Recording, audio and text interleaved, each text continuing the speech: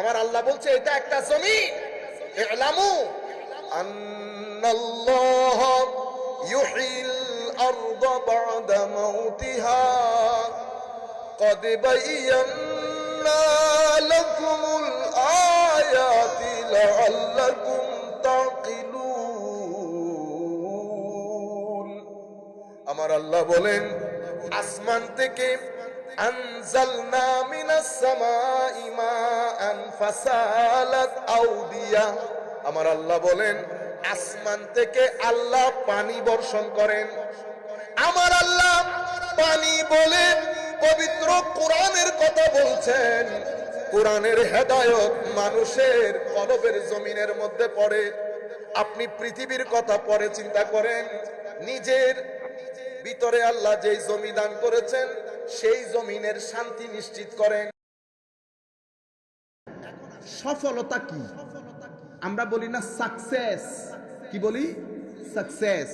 তো সাকসেসের ডেফিনিশন কি? সফলতা বলে কাকে?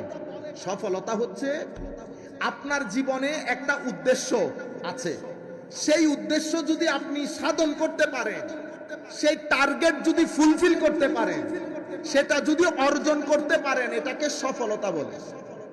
আপনার জীবনের উদ্দেশ্য এটাকে যদি আপনি অর্জন করতে পারেন, এটাকে কি বলে? সফলতা। আমি যদি আমাদের ইউথদেরকে, মুরব্বিয়ানে কেরাম না, আমার বয়সে আমার চেয়ে ছোট কাউকে যদি জিজ্ঞেস করি আপনার জীবনের পারপাস কি, আমরা আদাব বলতেও পারবো না, ঠিক না? এটা এই পুরা জিন্দেগি চলে যাবে, কোনো পারপাস নাই আপনার জীবনে। এমনি আসবেন, এমনি চলে যাবেন। এখানে তো মেজবান, চট্টগ্রামের মেজবান তো বুঝেন, এখানে তো মেজবান লেগেছে, মেজবান। আপনি যদি এই মেজবানের মধ্যে খেতে না পারেন তাইলে তো বঞ্চিত রয়ে গেছে, তাইলে বঞ্চিত রয়ে গেছে। আসেন আমরা আমাদের জীবনের পারপাস কি সেটা জানি। আপনার জীবনের পারপাস যদি আমি কোন কলেজ বিশ্ববিদ্যালয়ের ছেলেদেরকে জিজ্ঞেস করি, সে কি বলবে? সে বলবে একটা ভালো চাকরি। কেন? আমার বেশ কিছু টাকা দরকার। এটাই তো। ধরেন পেয়ে গেলেন, এরপর কি করবেন? এটা পেয়ে গেলেন, এরপর কি করবেন? পৃথিবীতে যারা, আমেরিকা বলেন, ইংল্যান্ড বলেন, পৃথিবীতে যারাই পারপাস ঠিক করেছে, টাকা, চাকরি, তাদের জীবনে এই দুইটা জিনিস যখন এসে যায়, এরপর কি? এরপর ক্লাব। এরপর কি? ক্লাব। ক্লাবে যাব। এরপর কি? এনজয়। এরপর কি? হতাশা। এরপর কি? সুইসাইড, আত্মহত্যা। আপনি বুঝতে পারছেন? আপনি যখন, আমি সবাইকে বলছি বেটা, আপনারা মনে করছেন হুজুর বাংলাদেশে এগুলা হয় না। বাংলাদেশে গত 10 বছরে আত্মহত্যার রেট অনেক বেড়ে যাচ্ছে, কল্পনার বাইরে। আমার নবীর উম্মতের মধ্যে আত্মহত্যা হওয়ার কথা তো না। মদিনা ওয়ালা নবী, রহমতের কান্ডারি নবী, মদিনা শরীফে শুয়া কুল কায়নাত আত্মহত্যা করলো, আমার নবীর গোলাম তো আত্মহত্যা করতে পারে না। আমার নবীর গোলামের তো শুয়ার সময় নাই, আত্মহত্যা করবে কখন? সেই কারণে আমার নবীর গোলামের শুয়ার জায়গা কবর। শুয়ার জায়গা কোথায়? কবরে। কি করে? সোয়াল জবাব শেষ হলে এরপরে কি বলে? নাম কেন মাতিল আরুস, শুয়ে পড়ো। কেন শোবো? তো আমার নবীর গোলামের শুয়ার জায়গা বাংলাদেশে আছে। কেমনে ঘুমাবেন বলেন? আমরা এখান থেকে যাই মাহফিল থেকে 3টা হয়ে যায়, একটু করে যদি শোন 5টার দিকে উঠতে হচ্ছে।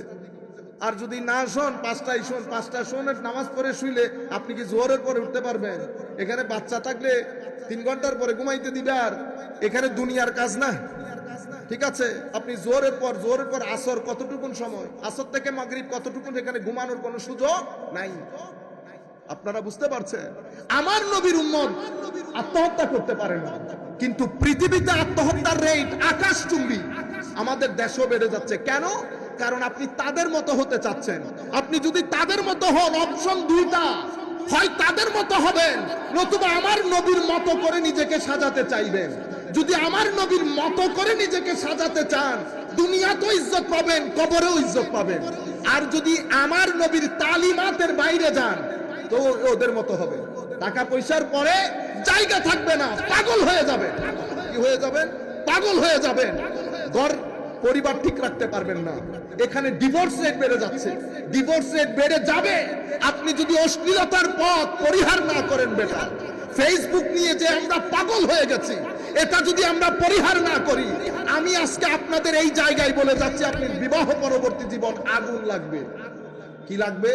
আগুন। বেটা, আপনারা মনে করেছেন নবীর তালিমাত পালন করলাম তো করলাম, এটা কবরে দেখা যাবে। কবর পরে, দুনিয়া আগে।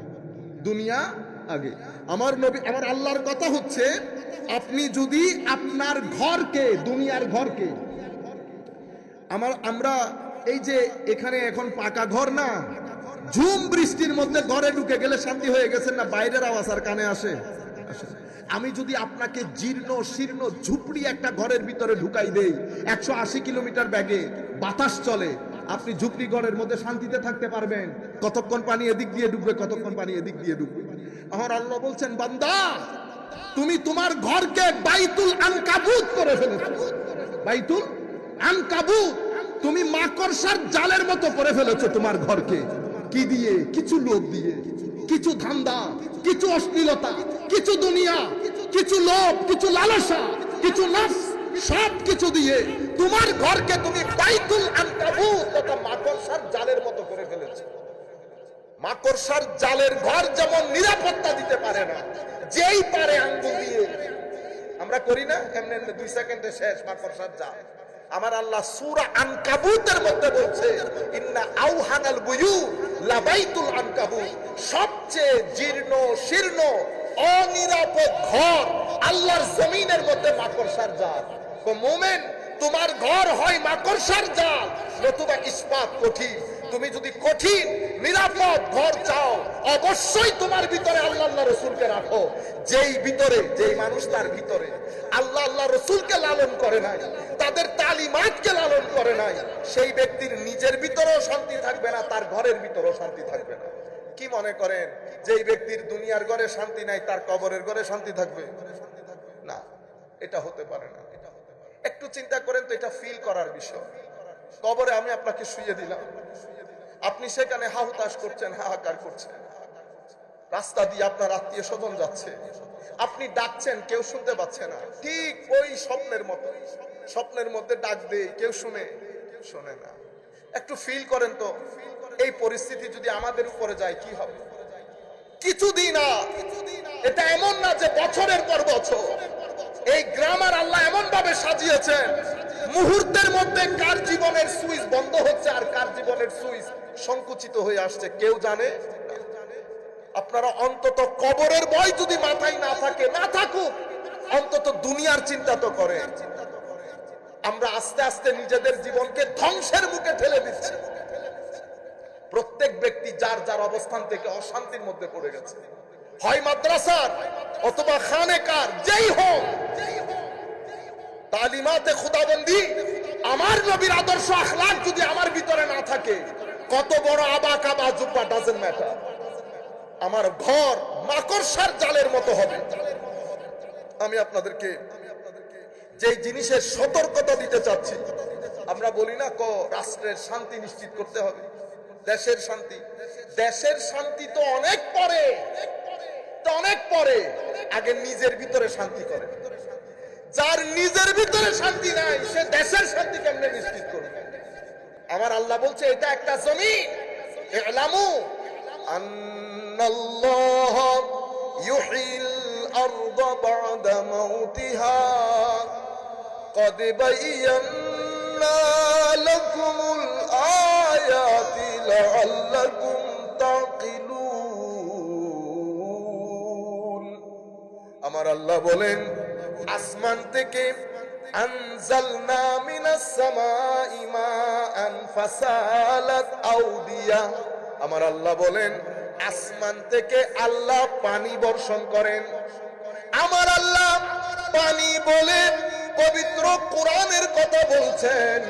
কোরআনের হেদায়েত মানুষের কলবের জমিনের মধ্যে পড়ে। আপনি পৃথিবীর কথা পরে চিন্তা করেন, নিজের ভিতরে আল্লাহ যেই জমি দান করেছেন, সেই জমিনের শান্তি নিশ্চিত করেন।